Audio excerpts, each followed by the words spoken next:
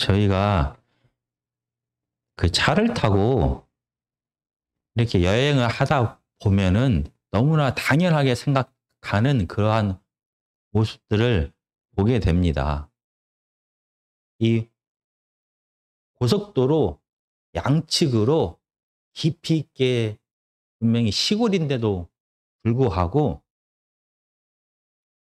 이 시골 마을에 교회가 보이지 않는 곳이 거의 없습니다. 사람들이 그렇게 많이 살고 있지 않은 도시와 동떨어진 시골임에도 불구하고 이 교회가 지어진 모습들을 저희는 당연하게 생각하면서 바라봅니다. 이렇게 당연하게 보이는 이 시골에 있는 교회들이 '당연한 것이 아니다.'라는 생각을 요즘에 계속해서 합니다. 만약 하나님의 부르심을 받은 모든 목회자들이 대도시로만 모이게 되면은 하나님의 부르심을 받은 많은 목회자들이 "나는 신학 교수가 될래."라고 말하면 다 공부하러 가서 신학 교수만 하려고 한다면 이 시골 곳까지 있는 이 교회들은 어떻게 교회가 유지되는 걸까요? 너무나 많은 사람들이 하나님의 부르심을 받았는데 그럼에도 불구하고 누구는 도시에서 사역을 합니다. 어떤 사람은 한국에서 사역을 합니다. 어떤 사람은 하나님의 복음이 없는 중국으로 가기도 합니다. 어떤 사람은 목회자로 부름을 받은 것이 아니라 자기의 일터에서 일을 하면서 우리가 말하는 평신도의 사역을 감당하면서 하나님의 복음을 전하는 사람들도 있습니다. 이렇게 너무나 다양한 하나님의 사람들이 부르심을 받았습니다. 만약 이 다양성을 우리가 인정하지 않는다라고 하면은 앞으로는 정말 희망이 없어 보이고 부흥의 기회가 없어 보이는 저 시골 교회는 사람들이 점점 젊은 사람들이 다 사라져 버리는 이 섬에 있는 교회는 아마 목회자를 구하지 못할지도 모릅니다. 오늘 하나님의 말씀은 처음에 이 하나님의 나라가 어떻게 시작되었을까? 예수 그리스도를 통해서 시작된 하나님의 나라가 어떻게 이 시골에 있는 외국의 땅, 한국 땅의 곳곳까지 복음이 심겨지게 되었을까에 대하여 고민하면서 그 시작점을 우리가 찾아보고자 오늘 하나님의 말씀을 함께 보시겠습니다. 마태복음 10장 1절에서 4절까지입니다. 제가 읽겠습니다.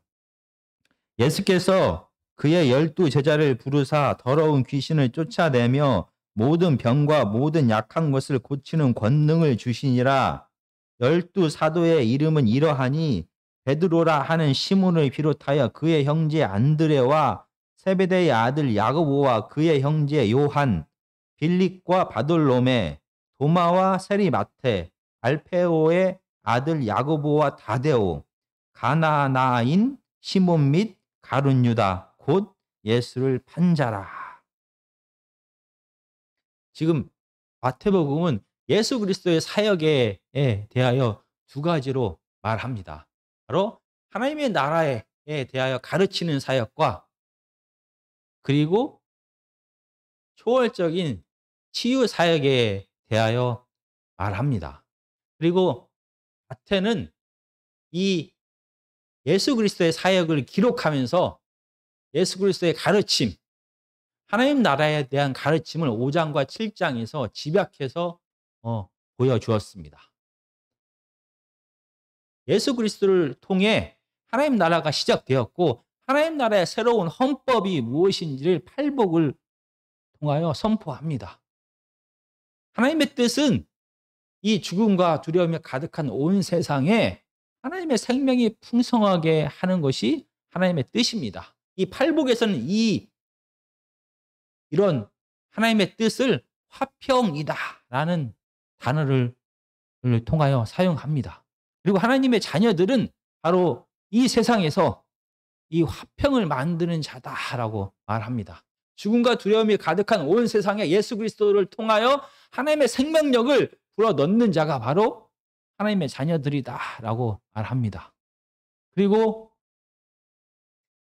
죽음이 변하여 생명이 되었다 하는 것을 하나님 나라가 선포가 되고 시작되었다 라는 것을 구체적인 8장과 9장의 치유 사역을 통하여 보여줍니다.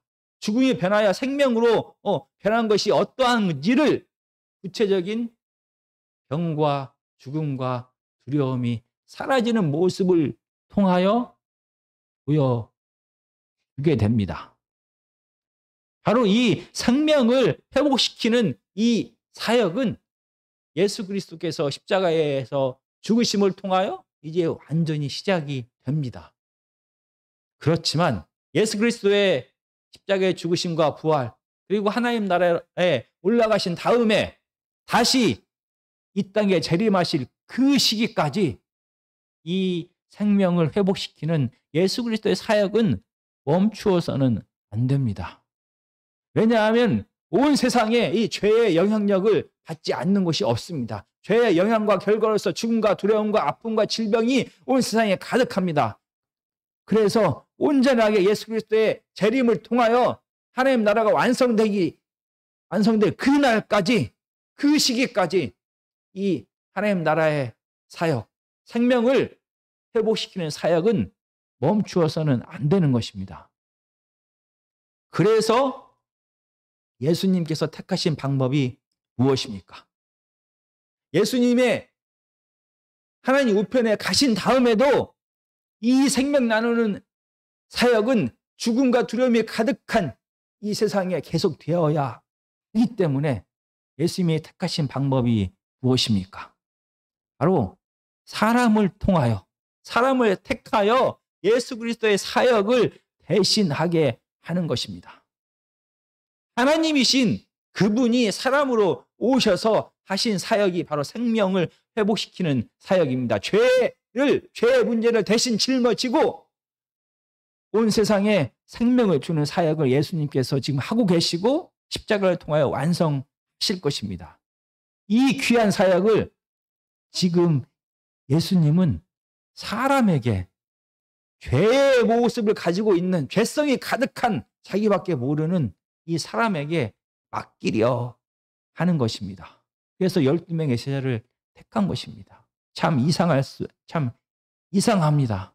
어떻게 이 귀한 사역을 죄가 가득한 사람에게 맡길 수 있는 것입니까? 그런데 구약에서부터 창조 이후에 하나님께서 일하시는 방식이 바로 사람을 택하여 그들로 하여금 하나님의 사역을 대신하게 하신 것입니다. 창세기 1장 27절과 28절을 제가 읽겠습니다. 하나님이 자기 형상 곧 하나님의 형상대로 사람을 창조하시되 남자와 여자를 창조하시고 하나님이 그들에게 복을 주시며 하나님이 그들에게 이르시되 생육하고 번성하여 땅에 충만하라 땅을 정복하라 바다의 물고기와 하늘의 새와 땅에 움직이는 모든 생물을 다스리라 하시니라. 어둠과 무질서가 가득한 온 세상에 하나님의 생명력을 불어 넣었습니다. 이렇게 창조된 이 세상을 하나님께서는 직접 다스리지 아니하고 하나님의 형상을 닮은 아담과 하와를 만드셔서 그들에게 복을 주셔서 그들로 하여금 이 사역을 감당하게 했습니다. 구약에서 복을 주다라는 말은 힘을 나누다라는 그런 뜻을 포함합니다. 하나님의 그 능력을 이 하나님의 형상을 닮아 창조한 아담과 하와에게 나누어 주었습니다. 그래서 하나님이 해야 될 이 사역을 아담과 하와가 하게 되었습니다. 에덴에서부터 시작하여 온 세상 끝까지 하나님의 통치가 가득하길래 하나님 나라가 확장되기를 하나님께서는 원하셨습니다. 이렇게 사람에게 맡기신, 아담과 하와에게 맡기신 이 사역은 아담과 하와의 실패로 인하여 깨어지게 됩니다. 하나님은 다시 아브라함의 후손을 택하셨습니다. 그리고 이스라엘 백성에게 같은 사역을 맡기십니다. 출애굽기 19장 6절은 이스라엘 백성들에게 너희는 거룩한 하나님 나라의 백성이다. 하나님 나라의 제사장 나라가 될 것이다 라고 말합니다. 그래서 애굽에서 노예 생활하던 그들을 구원하셔서 가나안 땅에 하나님 나라를 세우셨습니다. 그리고 십계명과 율법을 통하여 새롭게 시작된 하나님 나라의 질서, 하나님 나라의 율법을 선포하셨습니다. 그리고 하나님의 뜻대로, 하나님의 질서대로 가나안에서부터 출발하여 온 세상이 하나님의 나라로 확장되기를 원하셨습니다.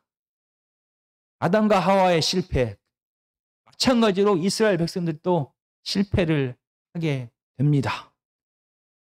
하나님은 포기하지 않으시고 이번에는 하나님께서 하나님의 아들을 직접 이 세상에 보내십니다. 그리고 하나님의 뜻대로 사는 게 무엇인지, 하나님의 뜻대로 순종하면서 하나님의 나라를 확장하는 것이 무엇인지를 직접 보여주십니다. 예수 그리스도께서 이 땅에 오셔서 어떻게 하나님의 뜻대로 살아가는지를 몸소 보여주고 하나님께서 부르신 자, 예수님께서 택하신 제자들을 통하여 그들과 함께 하면서 이 하나님의 나라를 세워 가시는 것입니다. 그리고 하나님의 뜻대로 십자가에서 이 죄의 문제를 해결하신 다음에 이 귀한 하나님의 사역을 다시 제자들에게 맡기신 것입니다. 그래서 지금 12명의 제자를 다시 뽑으셨습니다.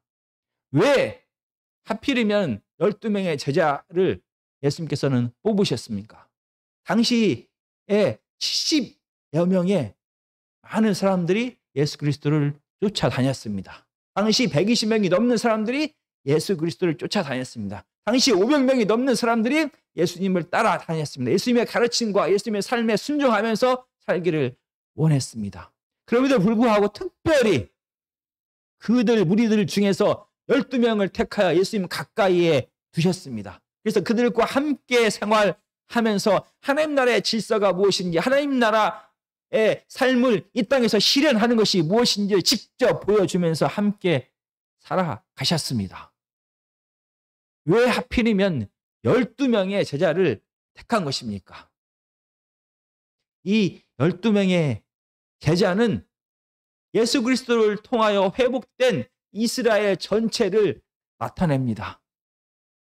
출애굽하여 가나안 땅에 세워진 하나님의 나라 이스라엘 땅은 12지파로 이루어졌습니다. 마찬가지로 예수 그리스도를 통하여 죄의 문제를 해결하여 죄의 노예에서 해방되어서 새롭게 시작되는 이스라엘 역시 한 지역만을 포함하는 것이 아니라 온 이스라엘 전체를 하나님의 나라로 만들겠다라는 예수 그리스도의 뜻이 그대로 드러난 것입니다. 12지파는 혈통을 통하여 12지파가 되었지만 예수 그리스도의 부르심을 통하여 소명을 통하여 12명의 제자가 뽑히게 되었고 그들은 이제 온 이스라엘 전체를 향하여 하나님의 나라를 선포하기 시작하는 것입니다. 갈릴리 한 지역만을 하나님의 나라로 만드는 것이 아니라 이스라엘의 온 땅을 다 하나님께서 다스리는 생명의 풍성한 나라로 만들기를 원하셨습니다. 그래서 상징적으로 12명의 제자를 택하셨습니다. 물론 이 12명에서 시작된 하나님의 나라는 지역적인 이스라엘을 뛰어넘어 에덴에서 시작되고 이스라엘 가나안에서 시작되었지만 온 세계를 향하여 계획을 세우셨던 하나님의 계획처럼 온 세상을 향하여서 확장될 것입니다. 이렇게 뽑힌 12명의 제자에 대하여 오늘 마태복음 10장 1절과 4절에서는 간단하게 소개를 합니다. 이 12명의 제자가 구체적으로 어떻게 부르심을 받았을까요? 마태복음 4장 18절에서 22절까지입니다. 갈릴리 해변에 다니시다가 두 형제 곧 베드로라 하는 시몬과 그의 형제 안드레가 바다에 금을 던지는 것을 보시니 그들은 어부라 말씀하시되 나를 따라오라 내가 너희를 사람을 낚는 어부가 되게 하리라 하시니 그들이 곧 그물을 버려두고 예수를 따르니라. 거기서 더 가시다가 다른 두 형제 곧 세베대의 아들 야고보와 그의 형제 요한이 그의 아버지 세베대와 함께 배에서 금을 깁는 것을 보시고 부르시니 그들이 곧 배와 아버지를 버려두고 예수를 따르니라. 이렇게 네 명이 어떻게 부르심을 받았는지를 마태복음은 기록합니다. 그리고 마태복음 9장 9절은 이렇게 기록합니다. 예수께서 그곳을 떠나 지나가시다가 마태라 하는 사람이 세관에 앉아 있는 것을 보시고 이르시되 나를 따르라 하시니 이르라 따르니라. 이렇게 12명 중에서 5명이 어떻게 예수님의 부르심을 받고 어떻게 제자가 되었는지를 기록합니다. 나머지 7명에 대한 기록은 마태복음에 없습니다. 대신에 요한복음에 가면은 요한복음 1장 43절부터 보면은 2명의 제자가 또 부름 받는 것이 나옵니다. 요한복음 1장 43절입니다. 이튿날 예수께서 갈릴리로 나가려 하시다가 빌립을 만나 이르시되 나를 따르라 하시니 빌립은 안드레와 베드로와 한 동네 벳세다 사람이라. 빌립이 나다니엘을 찾아 이르되 모세가 율법에 기록하였고 여러 선지자가 기록한 그 일을 우리가 만났으니 요셉의 아들 나사렛 예수니라. 빌립과 나다나엘, 바돌로메가 어떻게 예수 그리스도의 부름을 받았는지까지가 이 복음서에 기록되었습니다. 그러면 7명 말고 나머지 5명은 어떻게 부름 받았는지를 기록하고 있지 않습니다. 그러나 분명한 것은 그들도 분명히 그들의 사역지에서 그들의 일터에서 일할 때 예수님이 그들을 부르셨을 것입니다. 이렇게 서로 다양한 직업을 가진 다양한 성격을 가진 사람들이 12명의 제자로 뽑히게 되었습니다. 아마 그들의 성격은 정말로 다 다를 것입니다. 한 뱃속에서 태어난 쌍둥이조차도 성격이 완전히 다릅니다. 한 뱃속에서 태어난 형제들조차도 성격이 다릅니다. 아마 12명은 각각 성격도 다르고 집안 환경도 다르고 지식도 다르고 모든 게 다 다를 겁니다. 나이도 다를 겁니다. 우리가 성경 전체를 통해서 한번 생각해 봤으면 좋겠습니다. 아마 베드로는 우리가 알고 있는 것처럼 성격이 급합니다. 그리고 감정적입니다. 그렇지만 자기가 대장 되기를 원합니다. 그리고 우리가 소위 말하는 카리스마를 가진 사람입니다. 그래서 그는 다음에 예수님께서 하늘로 올라가신 다음에 예루살렘 성전, 예루살렘 교회가 세워지는데 큰 역할을 하게 됩니다. 그렇지만 그는 성격이 자기가 의시되기를 좋아하고 인정받기를 좋아하고 감정적이고 급한 사람입니다. 반면에 사도 요한은 온유한 사람입니다. 그리고 사도 요한은 집이 부자였습니다. 그리고 도마는 지금은 많은 사람들에게 의심 많은 도마라고 해서 그런 별명으로 사람들이 기억합니다. 근데 도마는 참으로 매력적인 사람입니다. 다른 사람들이 다 주위에서 옳다라고 말할 때 그들 속에서 아니다라고 말하기가 쉽지가 않습니다. 그럼에도 불구하고 그는 아니다라고 말합니다. 나는 직접 예수 그리스도의 손과 옆구리에 손을 넣어서 그분이 살아난 것을 봐야만 한다라고 말합니다. 그는 솔직한 사람이고 논리적인 사람이고 합리적인 사람입니다. 그리고 오늘 마태복음을 기록한 마태는 참 겸손한 사람입니다. 마태복음 9장 10절은 마태가 제자가 된 다음에 자기 집에서 밥을 먹었다라고 이렇게 간단하게 표현을 했습니다. 근데 이 사건을 기록한 다른 복음서는 큰 잔치를 벌였다라고 이렇게 말합니다. 마태는 자기 자신을 낮출 수 있는 겸손한 사람입니다. 그리고 마태는 이 마태복음의 글의 구성을 다른 복음서와 비교해 봤을 때 마태는 합리적인 사람이고 논리적인 사람이고 간결한 사람입니다.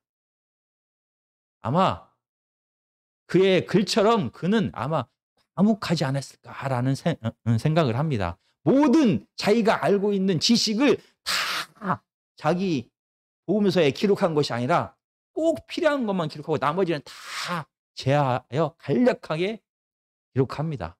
마태는 이렇게 과묵하고 온유하고 겸손한 사람이었던 걸로 생각이 됩니다. 그리고 빌립은 아까 우리가 요한복음에서 봤을 때 예수 그리스도에 대하여 자기 친구 바돌로메에게 소개할 때 구약에 대한 얘기를 계속해서 합니다.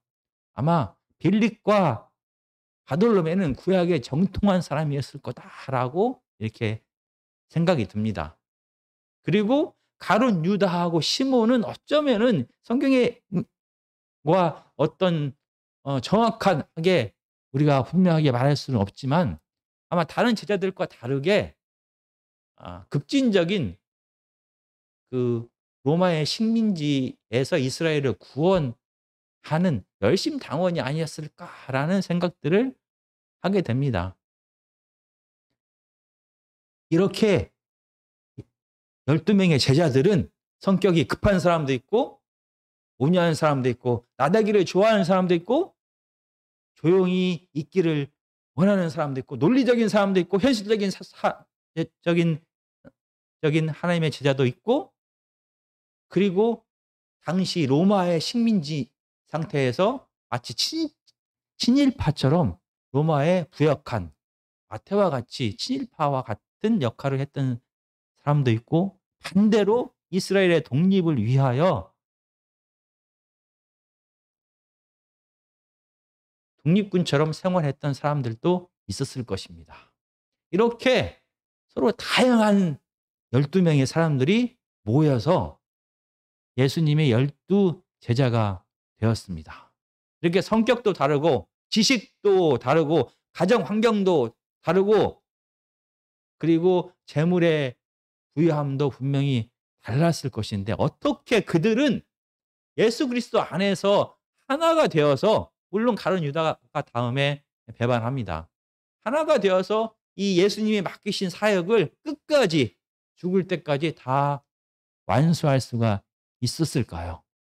이렇게 다 다른데 어떻게 하나의 공동체가 되어서 함께 생활하면서 이 생명을 회복시키는 사역을 감당할 수가 있었을까요? 너무나 다른데. 마태복음 10장 1절이 그 이유에 대하여 분명히 말합니다. 10장 1절을 마태복음 10장 1절을 다시 읽어보겠습니다. 예수께서 그의 12 제자를 부르사 더러운 귀신을 쫓아내며 모든 병과 모든 약한 것을 고치는 권능을 주시니라. 12명을 택하여 하나님 나라의 사역을 맡기셨습니다. 그런데 이 생명 회복시키는 생명 나누는 사역은 그가 가신 그 각각의 제자들이 가진 성품으로 각각의 제자들이 가진 지식으로 각각의 제자들이 가진 경험으로 그의 재물로 그의 신분으로 하는 것이 아니었습니다. 바로 예수님께서 이 제자들에게 사역할 수 있는 권능을 나누어 주셨다라고 말합니다. 자기의 힘으로, 자기의 지식으로, 자기의 지혜로 사역을 했으면은 아마 이 서로 다른 생각과 경험을 가진, 지식을 가진 이 12명이 하나가 되어서 끝까지 생명을 바칠 때까지 예수 그리스도의 사역을 감당하지 못했을 것입니다. 그들은 서로 성격이 다르고 너무나 다양한 환경을 가진 사람이었지만 그들의 사역은 그들에게서 나온 것이 아니었습니다. 치유하는 사역, 이 어둠의 권세를 제압하는 예수 그리스도에게서 맡겨진 사역은 그의 힘과 능력으로, 사람의 힘과 능력으로 할 수 있었던 것이 아닙니다. 오직 하나님께서 그들에게 힘을 부어 주시고 권능을 나누어 주실 때만 이 사역이 가능한 것이었습니다. 그래서 서로 다른 지식과 배경과 힘을 가졌지만 그들은 자기의 힘으로 하는 것이 아니라, 자기의 능으로 하는 것이 아니라, 자기의 지혜로 하는 것이 아니라, 자기의 경험으로 하는 것이 아니었기 때문에 이 귀한 예수 그리스도의 사역을 끝까지 함께 할 수가 있었습니다. 만약 의대에 가서 공부를 열심히 하고 훈련을 열심히 받아야 의사가 되는 것처럼 이 치유의 사역 역시 그들의 힘과 능력과 지혜를 통하여 이 치유의 사역이 행해졌다라고 하면 이 서로 다른 배경을 가진, 서로 다른 지식을 가진, 서로 다른 능력을 가진 이들이 함께 이 사역을 할 수가 없었을 것입니다. 하나님의 사역은 하나님께서 힘을 주실 때만 가능한 것입니다. 그래서 서로 다양한 배경을 가진 사람들이 12명이 함께 생활했지만 그들은 끝까지 하나가 되어서 이 사역을 잘 감당할 수가 있었던 것입니다. 그런데 오늘 마지막으로 한 가지 더 우리가 살펴보고자 합니다. 지금 마태복음 10장 2절부터 4절까지는 12명의 제자들의 이름을 쭉 기록합니다. 그런데 한글 성경에는 이게 잘 구분이 안 되는데 두 명씩 짝을 지어서 묶어서 지금 마태는 기록합니다. 베드로와 안드레하고 쉼표가, 그 다음에 야고보와 그의 형제 요한.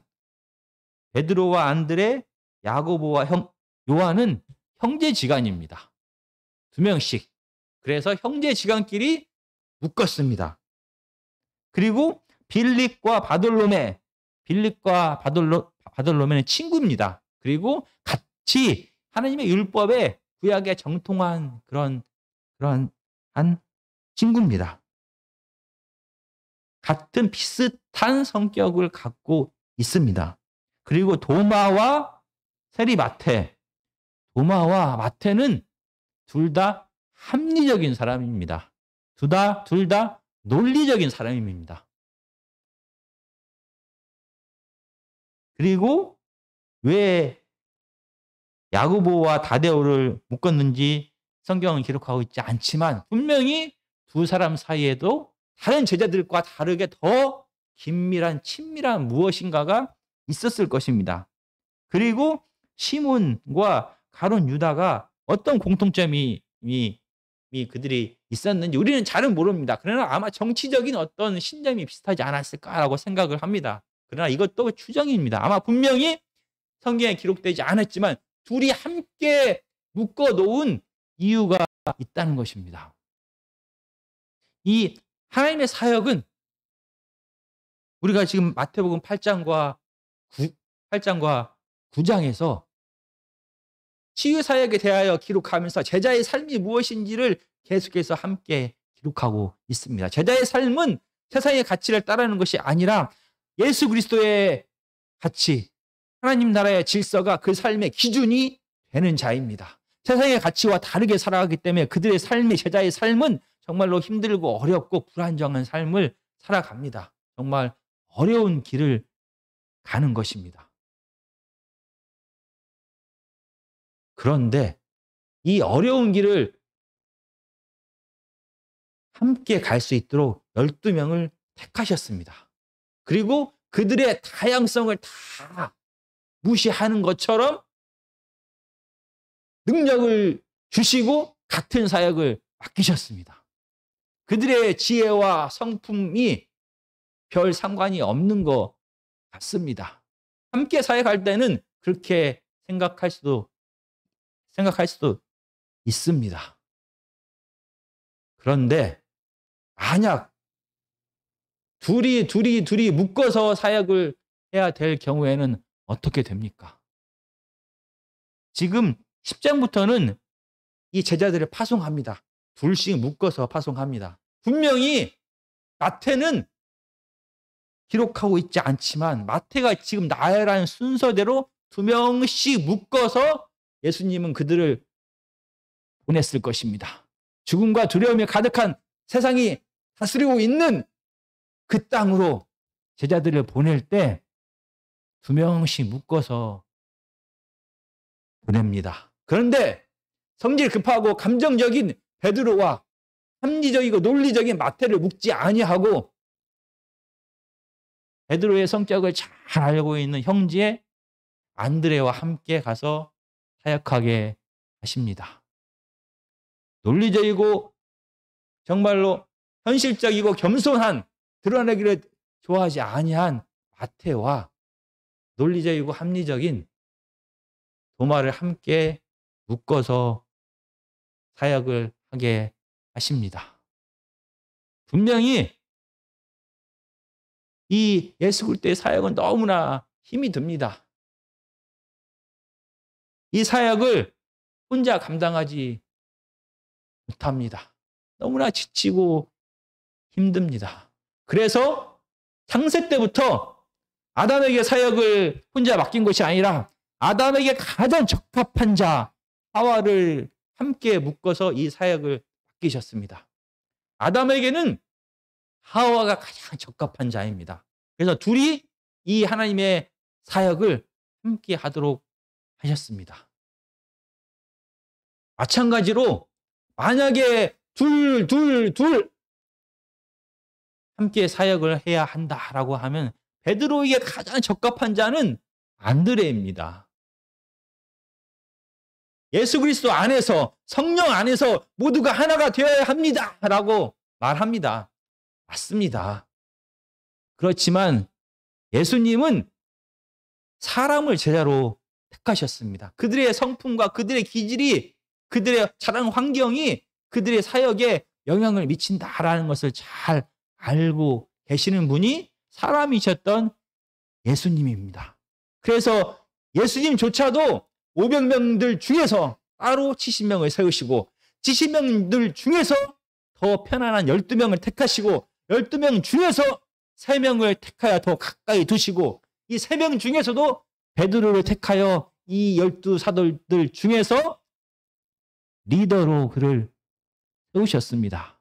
그래서 마태복음은 지금 여기 한글로는 기록되어 있지 않지만 12 사도의 이름은 이러하니라고 하면서 첫째는 베드로라고 이렇게 기록하고 있습니다. 둘째, 셋째 얘기는 전혀 없습니다. 베드로가 그의 성품이 그의 기질이 이 12명의 제자들 중에 대장이 될 기질을 가지고 있었던 것입니다. 그래서 그를 더 가까이 두셨습니다. 마찬가지입니다. 사역을 할 때 혼자 하기에 너무나 힘듭니다. 그래서 가장 그 사람과 적합한 자를 예수님은 붙이셨습니다. 사람의 다양성을 다 인정하셨습니다. 만약 마태와 이 열심 당원인 시몬을 붙여 놓으면은 이게 사역이 둘이 편안하게 매일 함께 생활하면서 사역을 할 수가 없습니다. 태극기 부대를 지지하는 사람과 지금 현 대통령에게 탄핵을 해야 된다고 하는 사람을 둘이 붙여서 같은 사역을 매일 하게 하면 이 두 사람은 도저히 그 일을 함께 할 수가 없는 것입니다. 성격이 급한 사람과 성격이 편안하고 느긋한 사람을 붙여놓으면 정말 둘 다 속 터지고 정말 힘이 듭니다. 인간의 다양한 모든 모습을 인정하신 예수 그리스도는 12명의 제자를 택하시고 그들에게 각각의 성품과 기질과 능력과 지혜와 지식에 따라 사역을 맡기셨습니다. 그래서 어떤 사람은 예수 그리스도께서 승천하신 다음에 이스라엘 땅에서 사역한 사람도 있습니다. 어떤 사람은 이스라엘 밖으로 나간 사람도 있습니다. 너무나 다양한 곳에서 그들이 부름을 받아서 다양한 곳으로 가서 다양한 사역을 했습니다. 그 결과 이스라엘 전 지역에 복음이 전파가 되고 그 결과 한 지역이 아닌 온 세상에 다 제자들이 예수님을 따르는 또 다른 제자들이 각각의 지역에서 사역을 하게 되었던 것입니다. 지금도 예수님께서는 그들의 성품과 그들의 기질에 따라서 그들을 부르시고 사용하십니다. 그리고 그들의 다양함을 인정하십니다. 그래서 어떤 사람은 목사로, 어떤 사람은 교수로, 어떤 사람은 평신도로, 어떤 사람은 자기의 사역지가 같은 평신도들 중에서도 공무원인 사람도 있고, 어떤 사람은 의사인 사람도 있고, 어떤 사람은 선생인 사람도 있고, 어떤 사람은 장사하는 사람도 있고, 각각의 특성을 다 고려하여 그들을 인정하십니다. 비록 그들이 똑같은 생명 나누는 삶, 생명을 회복하는 삶을 살지라도 각자의 특성에 따라 그 다양성을 인정하면서 각자의 자리에서 사역하게 하신 것입니다. 그래서 서울에만, 그래서 대도시에만 교회가 몰려 있는 것이 아니라 사람이 가지 않는 섬에도 교회가 세워지는 것이고, 사람들로부터 칭찬받지 않다고 하더라도 그 지역을 너무나 사랑하기 때문에 그 지역을 벗어나지 못하고 한 생명을 위하여 자기의 평생을 바치면서 사역하는 자들이 있는 것입니다. 이렇게 12제자를 택하여 온 이스라엘을 향해 나아가게 하셨던 예수 그리스도는 지금 온 세상을 향하여 이 복음이 전파되게 하고 계십니다. 각각 개인들의 다양함을 다 인정하면서 그 사역이 이루어진 결과입니다. 그리고 이 예수 그리스도의 사역은 너무나 힘이 듭니다.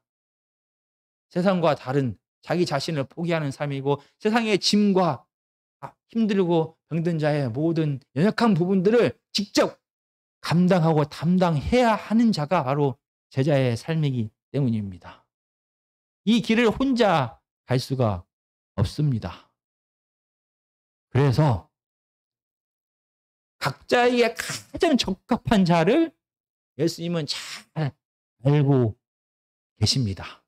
하나님은 잘 알고 계십니다. 그래서 어떤 목사님은 내가 내 이 사모랑 결혼하지 않고 다른 사람하고 결혼했으면 내가 더 큰 사역을 했을 거다라고 말하는 사람들도 있습니다. 어떤 사모는 내가 이 목사님과 결혼하지 않고 다른 목사님과 결혼했으면 더 큰 사역을 했을 거다라고 말할 수도 있습니다. 그런데 그 두 사람만 그렇게 보통 생각합니다. 주위에 있는 사람들은 저 목사님한테는 저 사모님이 딱 맞아. 그래서 함께 사역을 평생도록 할 수 있었다라고 말합니다. 정말 이 생명 나누는 삶을 혼자 가게 하지 아니하고 가장 적합한 자를 우리에게 붙여 주셨습니다. 그래서 그들과 함께 이 평생 예수 그리스도의 생명을 나누는 삶을 가게 하신 분이 바로 우리를 택하신 예수님이십니다. 정말 저희가 힘들고 어렵더라도 정말 이 생명 나누는 삶을 포기하면 안 됩니다. 왜냐하면 예수 그리스도께서 우리를 택하시고 그분의 능력으로 이 일을 행하게 하셨기 때문입니다. 그분을 다시 한번 의지하고 이 사역을 변함없이 끝까지 마무리하는 저와 여러분이 되었으면 좋겠습니다. 분명히 가장 적합한 자를 우리 주위에 묶어서 이 사역을 끝까지 감당하게 하실 것입니다. 정말 저에게 맡기신, 저에게 붙여주신 귀한 동역자를 귀하게 여기는 마음으로 이 사역을 멈추지 않고 계속 가는 지혜로운 저와 여러분이 되시기를 간절히 기도합니다.